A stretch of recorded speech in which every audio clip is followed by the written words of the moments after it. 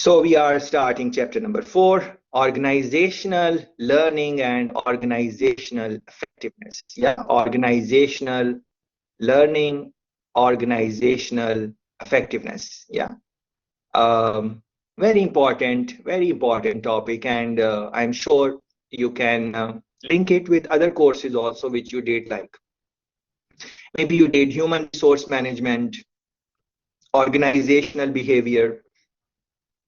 You talk about these type of things, organizational learning and organizational effectiveness.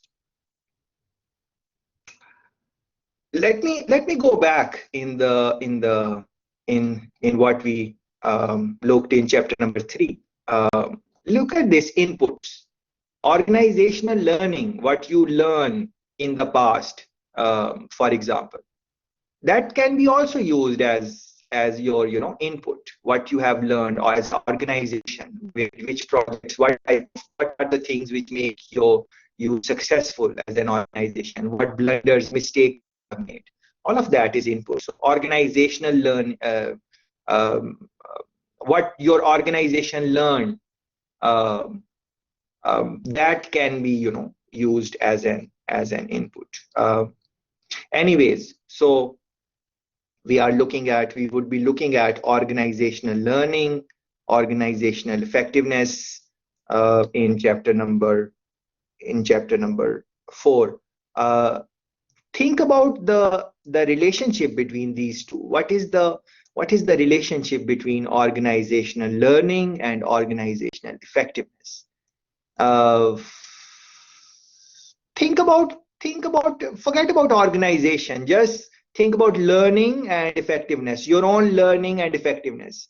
How you would be more effective? One way is by learning, and learning from, it can be learning from your mistakes, and over a period of time. Excellent, Kevin is saying something about adaptation. So that is, even if you look into this, it is going to talk about, for example, look at this highlighted section. I highlighted this for you. The importance of adaptability. Yeah, that is key. Because things are dynamic, things would be changing. So if you cannot learn in the changing environments, then you would not be effective in the changing organizational dynamics. Change is not like nowadays everyone is talking about the organizational change in terms of maybe COVID-19, but even without that, even before COVID-19, you can think about it like your competition. You are competing with some organization, they are making some products, so you need to make some changes in your research and development, in your product innovation and all of that, so that you can compete with those. So what I'm trying to say, that there is a very interesting and very nice link between organizational learning and organizational effectiveness. So I would encourage you to try to reflect on this, and within your, if you have some work experience, you can think about that, or even if you don't have it, you can take out organization and you can put individual.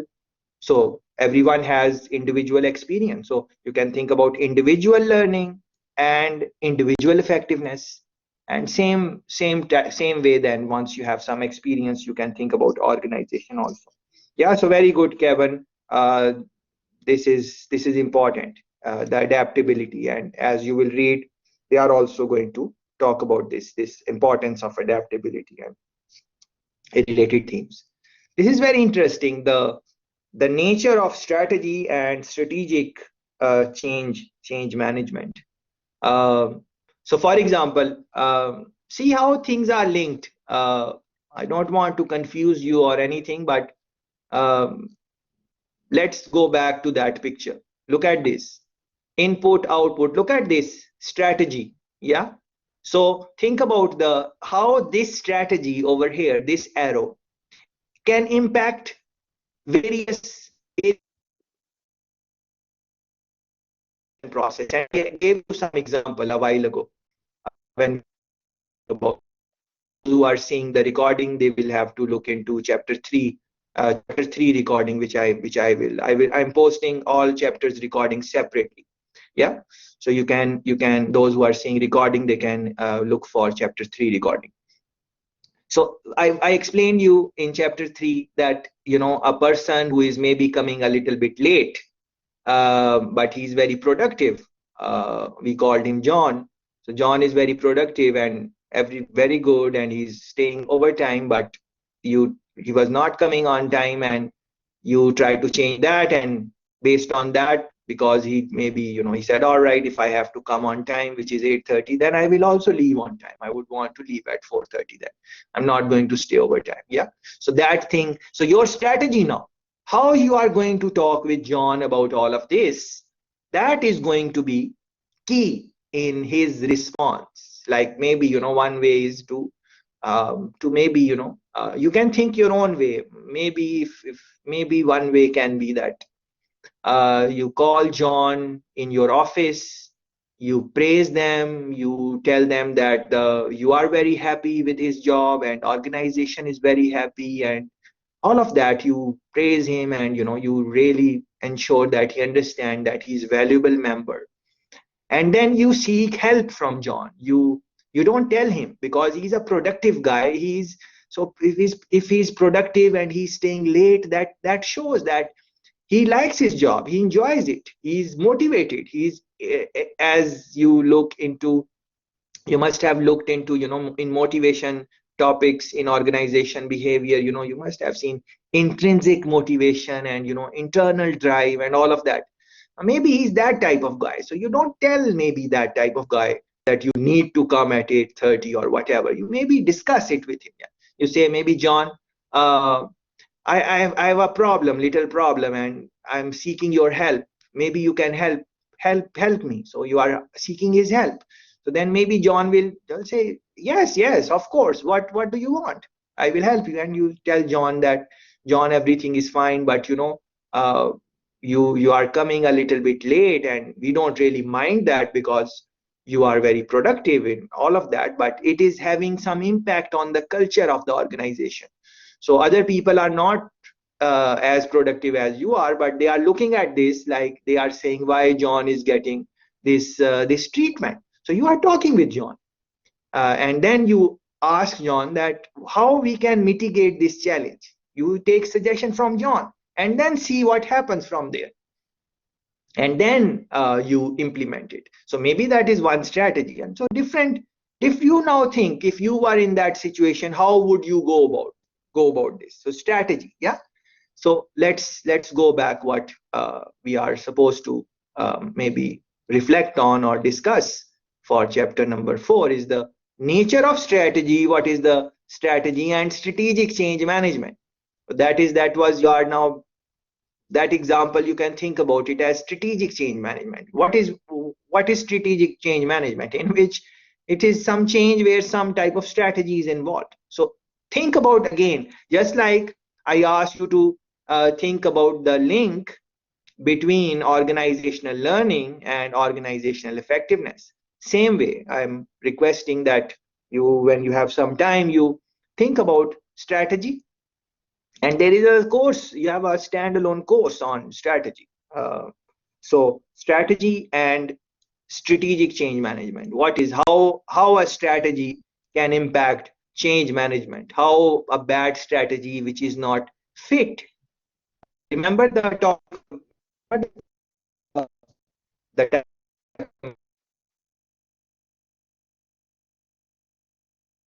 it was not, if it is not fit,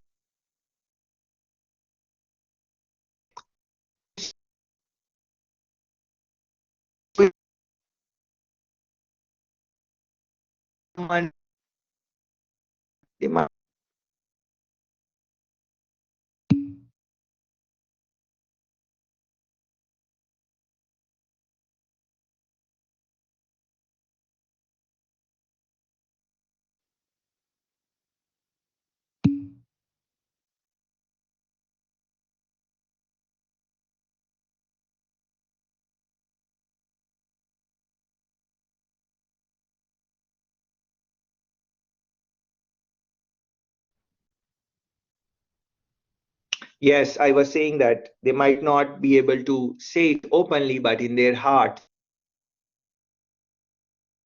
it, and then it will impact the overall culture of the organization, overall atmosphere. Number three things are very interconnected, interlinked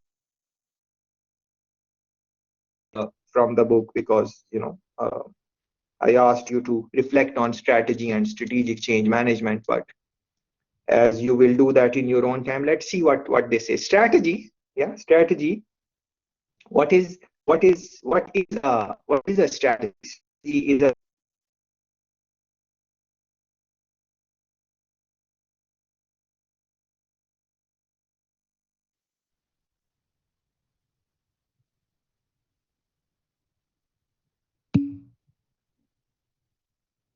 Yes, I was saying let's look into this. So this highlighted section, strategy is a set of key decisions about matching the organization's resources with the opportunities, constraints, and demands in the environment. So organization resource,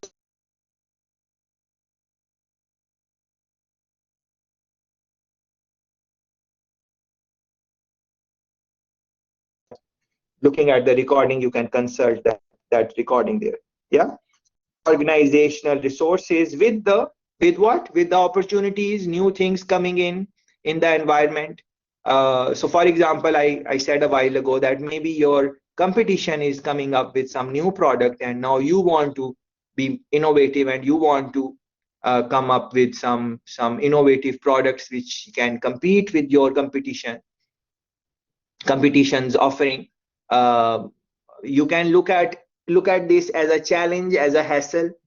Your workers, if they are not happy, they would maybe look at it as a challenge, but if they are happy and satisfied and they enjoy their job, and they are motivated, and they are ready, and um, they know that there is nothing like failure. It is all about experience.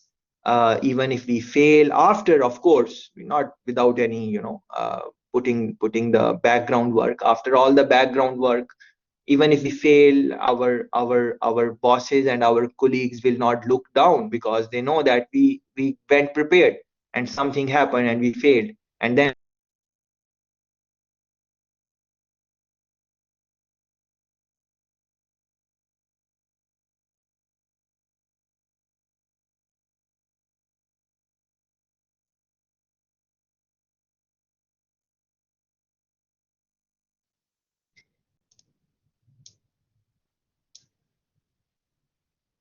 yeah. So I was saying, look into these opportunities, constraints, any type of constraints you can think about, and demands in the environment. What are the new things which are there? And then look into this. So this is uh, they say strategic change management is concerned with the formulation and implementation of the strategy.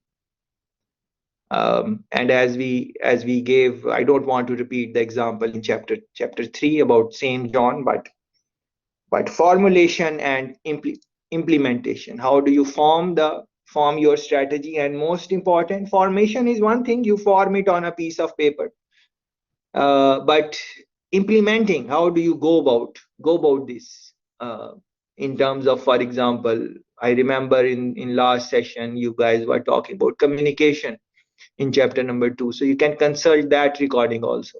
Yeah, so communication, or how you're going to go about this implementation, that maybe you want to think about that as you think about strategy and the link between change management. Yeah. So please do those uh, those activities. Um, Planning approach, for example, different approaches they have mentioned in this chapter.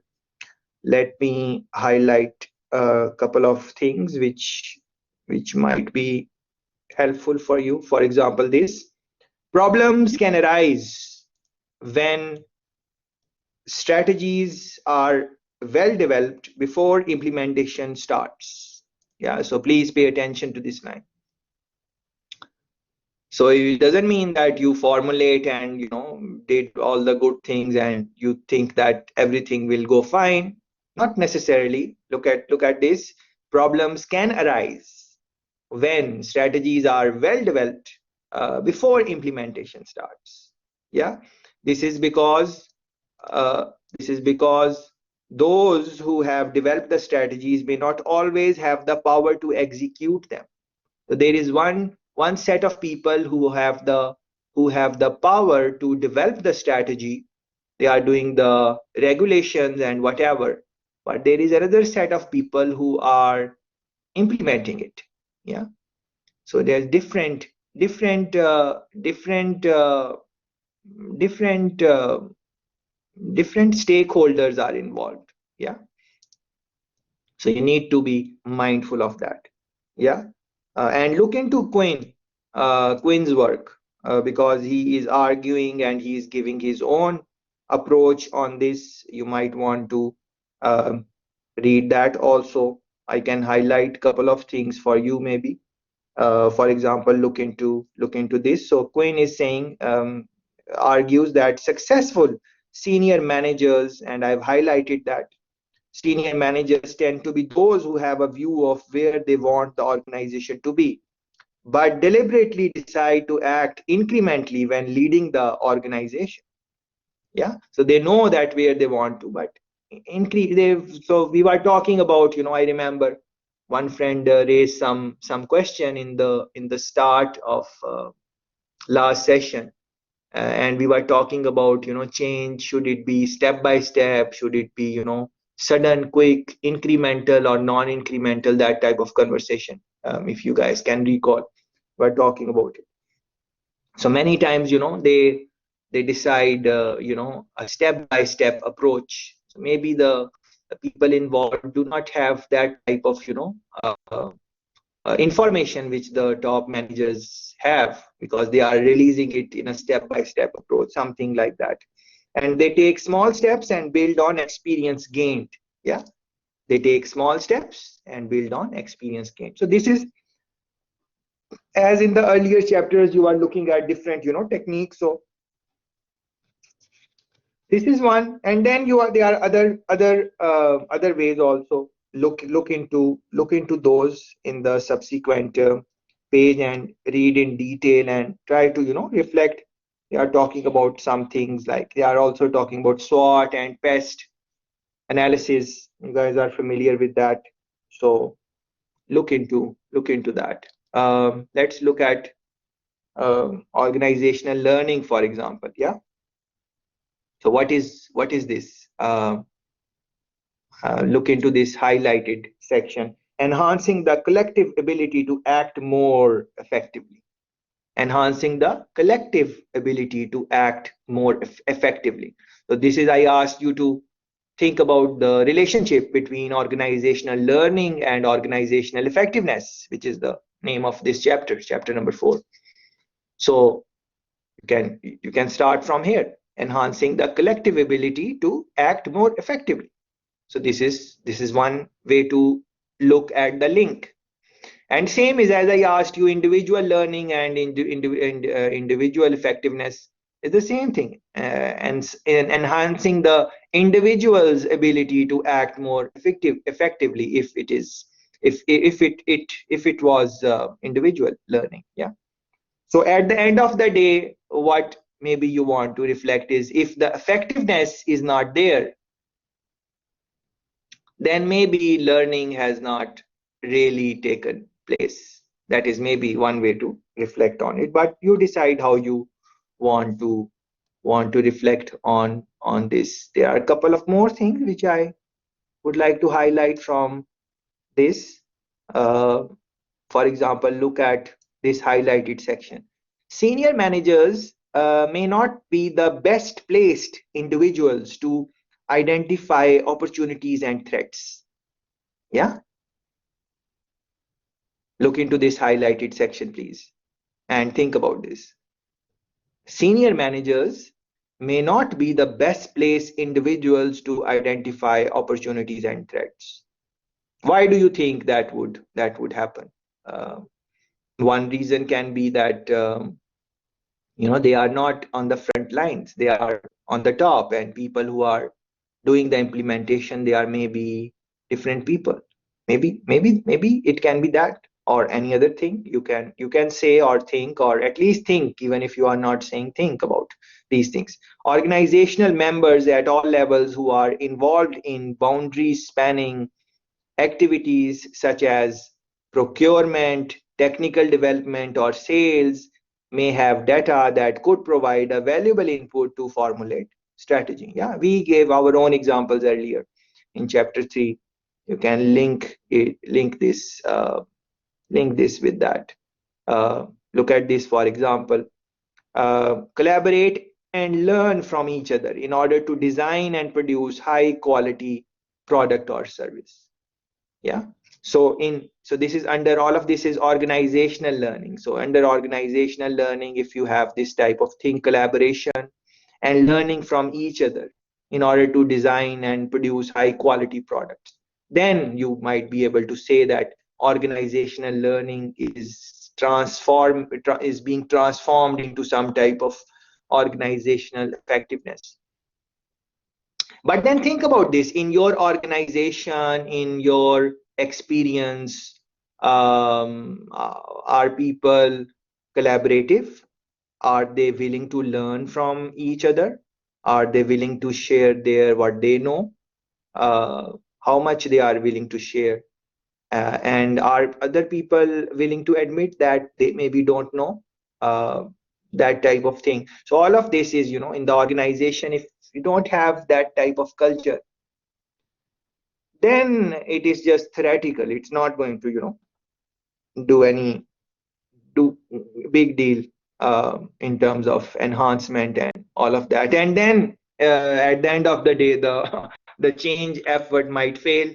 And then you might say that, well, we implemented all these models and everything, why change effort fail? Because as we said in chapter number 3, things are very much interconnected, interlinked. So fall in one area is going to have repercussions for other areas, and then the organization is a combination of various processes, procedures. So one loophole can have impact on so many other areas.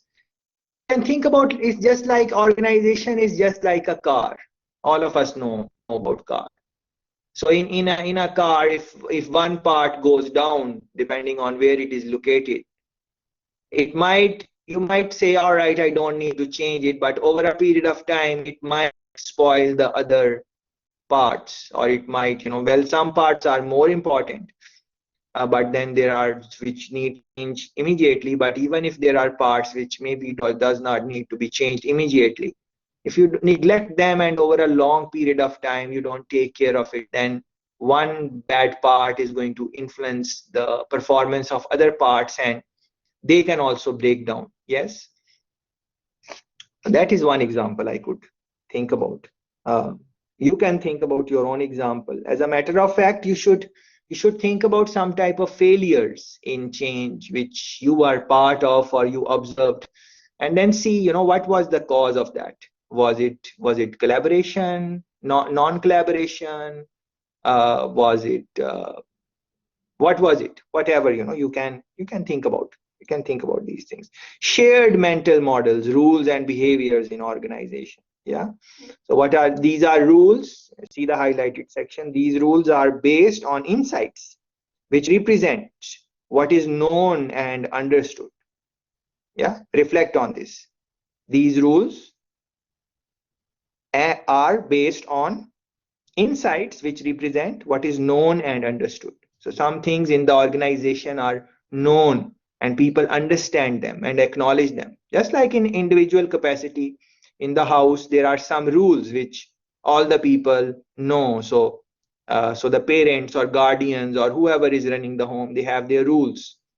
And the children, or whoever is living in the house, there must be some rules and procedures which they know and they understand, and they know why they are there. Yeah, so that is, what is that? So you can call it shared. Yeah. So in the organization, what it can be, let's see what they have said in the in the in the in the book maybe. So for example, they are saying how people are managed and rewarded. Yeah, how people are managed and rewarded. Management of people, reward, incentives, praise, no praise, praise in public, praise verbal, praise is written. What is the rule? What is how do they go about? What is the culture? Or they just don't reward any good behavior and only come to you when you made some mistake. So they never come to you when you have done anything good, but as you do something wrong, they just come quickly to you. Yeah. So think about this. So they are taking for granted your good behavior, uh, no acknowledgement of. And think about this, how common this is. Tell me if is your good behavior acknowledged? Like anyone can please please participate in discussion. In at your work, people come and tell you that, oh, good job, you have done well. Or in your home, when you have done something good, your like guardians, parents acknowledge it, like very good, very good, I'm very proud of you, all of that. um, um, and or is it that when you just do something bad, they just come out of it? And this is very interesting, what not like Nikki saying, not at home but at work. So when you become go in a situation where you are managing your home, Nikki, all of us, uh, and we have younger people, then we should be acknowledging the good behavior, because generally maybe our elders are not encouraging the good behavior as much. But just like at work, people acknowledge good work, good habit. If that is what encouragement does. Encouragement, it's you feel a little bit better about, like, it's if only people come to you telling you what you did wrong, maybe that can demotivate you. So as Kevin is saying, encouragement sweetens the, what did he say? Encouragement sweetens labor. Yeah. Let's see what you guys are. Incentives. Most people want cash rewards, and when they don't get it, they are demotivated. Yeah. So that is why maybe cash rewards are not, they might work in short run, but in the long run, then everyone, the time you don't give them cash, they will say, all right, I'm not going to work. So they are not working for the work, they are working for something else. So they are not really in love with the in the past internships. Abigail is saying people have done it. Yes, that is good, but generally you would see that uh, good behavior is not, people are not encouraging good behavior as much as they should. And this is important, because when you are building relationship in the organization, so what are the ways to build relationship? This is one way, and you would need them in the change efforts further down on the road. So if you haven't been encouraging them for good things, then uh, communicate with them, tell them that you are happy with their performance and you are thankful. Then it would help you when you will need their help.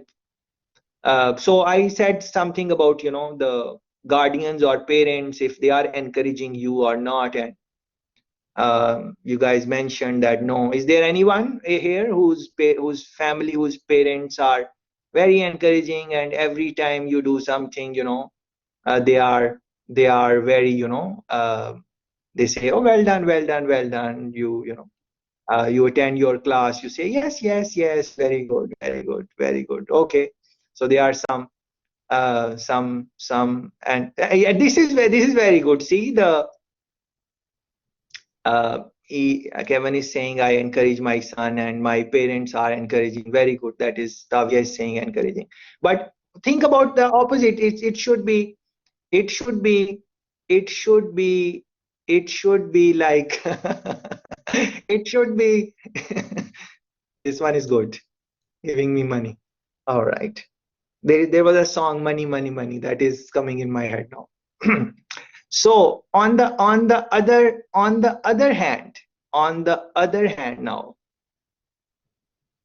on the other hand, let's shift it. Do you guys encourage your parents? Like they are encouraging you. Do you encourage them? Like, thank you, dad, thank you, mom, thank you, thank you for this, thank you for that, and you, that type of thing, or not, you are not that that vocal. Yeah. So sometimes you would see that some people are not doing that, or they are thinking that they are not doing enough. Whoever is managing them, it can. And same is at work also. At work, are you thanking them, your boss? Are you thanking your boss at work? Are you your supervisors about different things? So I'm happy you guys are doing doing that and all of that. So this type of connection, I think, is important. But this point, please think about this one. Kevin said this. Most people want cash rewards, and when they don't get it, they are demotivated. So when you are trying to motivate someone by giving cash, they are motivated, and when you will not give them cash, then will they be motivated or not? And you can link it with the other things, like Nikki is saying, maybe like giving me money. Yeah, so we like to receive money and gifts and all of that. But when that thing does not happen, it can have some impact, not on all people. I'm not talking about you guys or anything specific. We're just having a general conversation, and um, uh, as you know, Abigail is saying, sometimes that can be what happens when we don't have cash, and that happens. And uh, although we are saying it in the light mode, and that is that is that is fine. But like in COVID situation, see how many people have, you know all of that. I don't need to go on with that. The job loss and cash problems and all of that. So how to engage in these type of situations. So one example here, as you will read, is how people are managed and rewarded. Um, you can look into this also. This is interesting line. The shared mental model represents the basic assumptions that underpin the organizational uh, culture. Yeah, so this one is linked with culture. Let's look at the picture figure. Please find figure 4.1, individual and collective learning in organization, and reflect on that. So look at this. There are some rules, and rules are governing maybe some behaviors, and behaviors are resulting in some type of results. So individual learning is happening and coming back in the behavior. Um, you are learning as you go, and then you are, maybe you are creating some type of shared mental models. And what are shared mental models? As I explained you a while ago, these rules are based on insights, which represents what is known and understood. And people on a wider scale uh, um, have similar type of viewpoint. Um, you can call it also shared values. Shared values. Yeah. Run a Google search on this shared values of organization and see, Go on different websites, organization websites, especially good national businesses, and try to find out, what are the shared values uh, for for them, that organization shared value. uh, let's run a I've not done this before, but I think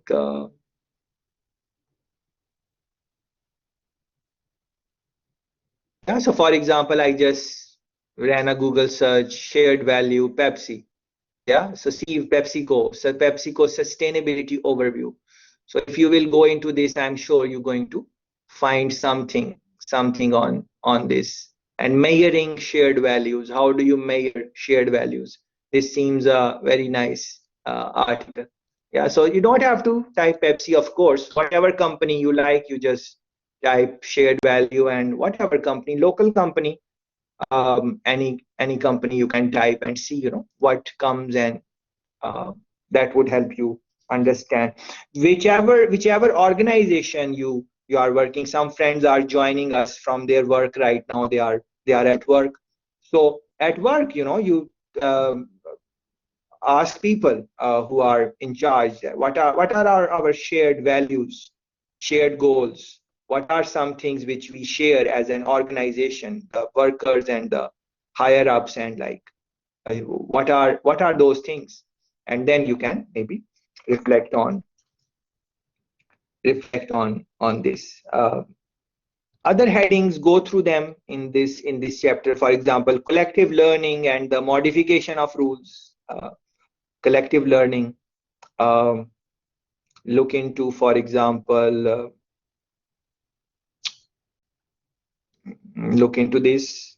Good fit between the organization and the environment. Yeah, so if you recall, chapter 3 was about good fit. Chapter 3, the concept of fit, uh, we spoke about that in chapter number 3. So it should be a good fit between the organization and the environment.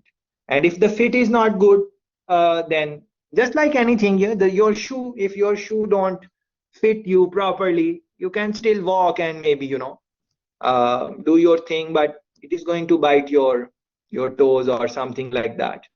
You won't be comfortable in it. So it will have some type of implication somewhere along the line. If the fit is not proper, so what is fit linked with? Think, if you, for example, if you are, as Nikki mentioned earlier in chapter number 3, she said human capital. So human resource management. Yeah. So if the people who are hired, they are not fit for the job, then it will be a problem. If I am not fit to do whatever I am doing right now, then it will be a problem for you.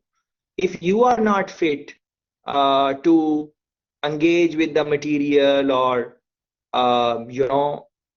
try to share your stories or whatever, need, not able to um, do the evaluations or whatever is required in the course, then you would not be fit for the thing. So all of this, all of us need to be fit within the system. And then we are doing it online right now, so we are dependent on internet. So you have seen a couple of times I broke, and then I had to stop and wait. So I stopped speaking, and then when I reconnect, I start speaking again. So that this is, what is that? Internet would be something external to us in this situation right now. Although you can argue that it is internal also, but I would say that we can call it, the way I'm looking at it, I would call it external. Yeah. So external environment, internet connectivity, availability, all of that. And then in some areas in Jamaica, internet is not maybe available, or it is slow or whatever. So that you can think about that. So what I'm trying to say, all things need to align, but I think I said it many times in chapter number 3, so I'm sure you have made a note for that. These things, single and double loop learning, you can please read on that. Uh, two different two different kinds of organizational learning. So, for example, single loop learning. Please read this in detail. I'm just highlighting one line here. The effect of single loop learning is to promote an incremental approach. What is incremental approach? Step by step change approach to strategy formulation and change management. So this would be if someone asks you what is single loop learning in change management. Yeah, so nothing to really worry about. You can say that it's step by step incremental approach to strategy formulation and all the things you are doing in change. So uh, that would be single loop. And what would be double loop? Of course, read in detail, but I can say that you can maybe think about this. Do things differently or even do different things. So it's not maybe you are experimenting, you are maybe innovating. Um, it's like feedback is coming again, and then you are learning from that, and then you are going and you are saying, all right, let me try that, and then you are saying, let me try that. Or it's the same thing, but you are changing the maybe steps. So in single loop you are doing incremental, step 1, step 2, step 3. But in double loop, maybe you can rearrange the order or something like that based on the situation which you are involved. Yeah. So think about that. Triggers are important. Look into, for example, look into this. Yeah. Some type of crisis is necessary to trigger higher level or double loop learning. Yeah. So I just explained you, like single loop is step by step, and incremental maybe. And of course there are other things, so you will read the details. And then double loop is you are trying to do things differently, experimenting and all of that. Yeah.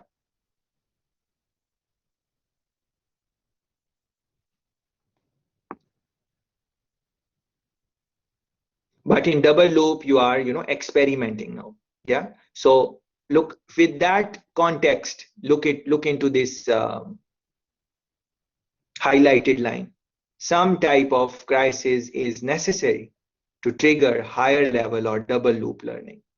Yeah. So all this thing where we went online, from face to face went into online, some type of crisis was necessary for them to go into this. Otherwise, they might not have done this. So the crisis was maybe the COVID-19, and then that triggered the situation, and the facilitator learned how to engage, and still learning in online. It is different, and you guys learned, and you guys are also learning how to maybe participate in discussions and so on. So that type of thing. Yeah. Crisis we are talking about. Look into this also maybe, such as the appointment of a new leader or dramatically altered market conditions. So those triggers can be anything. We said COVID is one. The book is saying appointment of a new leader, a new type of leadership comes in. They have their own way of leading. They have their own ethics. They have their own way of engaging, whatever you want to call it. And then that is their personality is going to change the dynamics of change management. They will decide if it should be incremental, if it should be non-incremental, if it should be single loop, double loop, which model should be used, what should be more preferred when change is happening. All of that you need to maybe think about. Yes. Okay. Can organization learn, or is it only individuals that learn? This is a very interesting question to think about and reflect, and from your experiences and so on. Yeah. Can organizations learn, or is it only individuals that learn? Is it that organization is learning, or is it individuals who learn? If I ask you, how would you respond to this? Please, anyone? Okay, Nikki saying individuals. Very good. Individuals. What else? So this is a question, guys. Come on, yeah. 30 people are in the session. Okay, Kevin is saying both. Very good. So some friends are saying both. Some friends are saying individual. What about other friends? What do you think? You guys are here? 28 people are here, or they just came online and they went away and they maybe slept and whatever.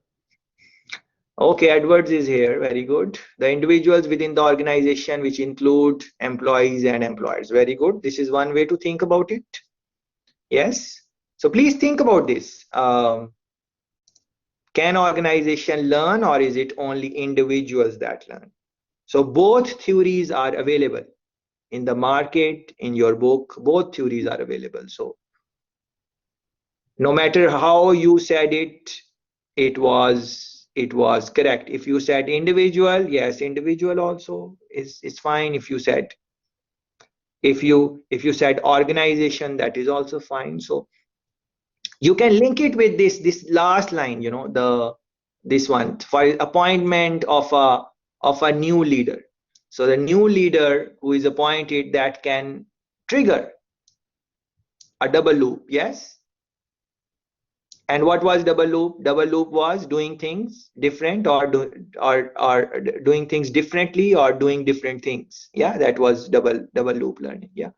So from that context, if the leader thinks that organization learns, his behavior, his things would be different. If the leader thinks that individual learn, it would be different. Yes. So you can think that you can, as you take leadership role or you are working in organization, you can think either way, because both theories are available. And some people think both, some people think individual, and some people think organization. So that now you can read in detail. So for example, Douglas here, 1986, he is saying something, against it. So you can read it, and simple to understand, nothing really complicated. And before that, they have built the case for, and then Daft and Weck, what do they say about this? You can think about it. I would want to highlight one line at least, which would be this. Yeah. Individuals come and go, but there is an order and regularity in the way that organizational members continue to respond. Yeah. This is how I would think from all of this, what they have said. This one line is, maybe when I was reading it clicked to me more than other things. So I said, let me highlight it, but doesn't mean that other things are not important, or if you think otherwise, that is fine. I'm not asking you to take any side, but at least think on this. And in the situation, you should be flexible. Like, even if you think individuals are the individuals learn, is not organization, still be flexible, because there can be some organization where you go and you find that organizational learning, when it is done in that way, it is more beneficial or whatever. But let's maybe read it one more time, this line. Individuals come and go, people are in the organization, tomorrow they might not be there, but there is an order and regularity. There are some regulations, some procedures in the way that organizational members continue to respond. So when new people will come, new workers will come, they will have to work with the same regulations which are there, and people will come and go. Yeah. So think about this. and reflect and enjoy. Enjoyment is most important as you are reflecting. If you're not enjoying what you are reflecting on, don't reflect on that. Go to some other thing. There are so many things in these chapters. Look at this: the revision of shared mental models. Yeah, is the person is here. They are giving you some revision or some. Uh, so, for example, in this one, they are talking about they may be resistant to change. Yeah, change resistance. That is a very big topic in change management. All the time, you are going to find this, especially in practical change. If it is individual change, something within you is going to resist. Your former habits, your familiarity with the old habits, your comfort zone. Some people call it comfort zone, whatever you want to call it. That is resistance. Is in other words, it is resistance to change. And same is for the organization. Other people are going to, anytime you are going to do something worthwhile, anything big, anything, uh, people are going to say, oh, this is not going to happen, this is not possible, and all of that, that is resistance. Any big invention which is done in the world, you can pick any invention and read about it. There was resistance to that beginning. People were saying that this is not possible and all of that. So remember this: if in your life you are going to do something big, something which is going to change the course of the company or the individual or whatever, or the nation, you are going to find resistance, because people do the same things over and over again. People are doing the same things. No one is really, questioning status quo, generally speaking. Like when you go to work, what do? You just, there are some things to do, you just do those things.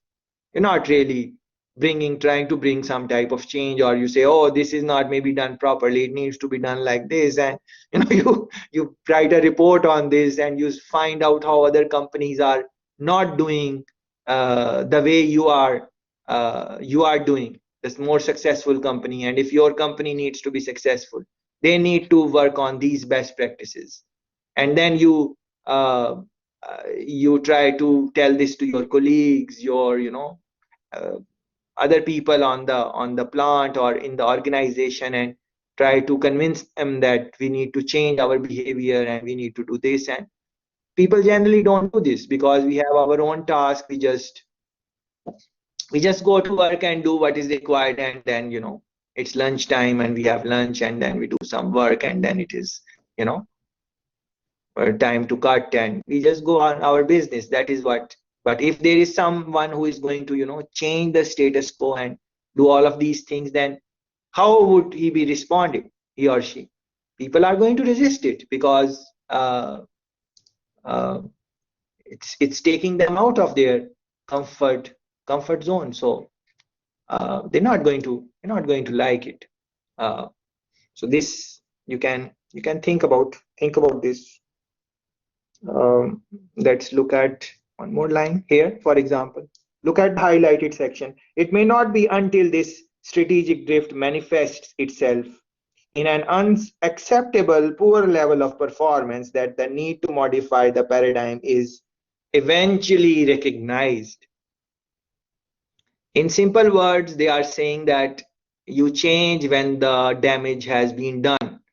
You are doing something and it did not work, whatever, and then you try to change. So that maybe is not a good idea. Please read it again. It may not be until this strategic drift manifests itself in an unacceptable poor level of performance. So thing did not work, be it anything, whatever change or whatever. It is human performance that was poor or whatever, and that the need to modify the paradigm is eventually recognized. So because the performance level was so low, then they are taking the action. So always look forward, look in the future, and try to predict, like what can go wrong, uh, Very good, Kevin. Don't be reactive. In other words, these two lines are more about reaction. Don't react to a situation. Um, think forward and see things how and plan for those. And then, and even after doing all of this, it is not that you will be like, there's no guarantee that the change effort is going to be successful. There's no guarantee, unfortunately. Uh, but if you do these things, then maybe the chances of success you will increase. Yeah. So please look into that. Okay. So this is what this is. Please pay attention to this. Please pay attention. Never do this. Never do this. Highlighted section. Focus all attention on the immediate task and fail to appreciate how this relates to the overall purpose of the organization. Yeah. Please take a moment to reflect on this and somewhere in your mind register it. In organization and individual also, in individual life, in private personal life, at home, in school, in organization, in life generally. Think about this. Focus all attention on the immediate task and fail to appreciate how this relates to the overall purpose of the organization. Do not do this. Yeah, never do this. Overall purpose. Overall purpose. Where overall purpose comes from? What is overall purpose? Organizational purpose, maybe. If you are thinking of all. So what is it's linked with? Shared values. We spoke about it a while ago. Yeah. Please think. Yeah. And then the following pages are going to talk about a couple of interesting things which you can read in your time. For example, this page here. Group thinking. This page talks about group thinking and some pointers are here. Yeah. You would have experienced some of these if you wanted to make change in a bigger group where your thought is a minority thought. If your thought, whatever you were thinking, is minority thought, you must have had some type of resistance or whatever. So you can, some pointers are here. These pointers, reflect on these. The group think. Yeah. And then as they are concluding this chapter, they are talking about something which is very close to my heart, and I think it is very important. For example, this one: importance of self-awareness, knowing yourself. Take time to know yourself, your habits, your thought processes.